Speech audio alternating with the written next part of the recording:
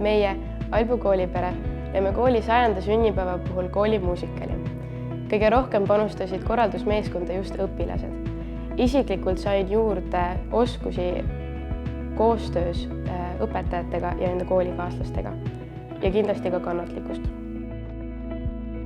Minu osa muusikalis oli parkuurida ja laulda mõned laulud.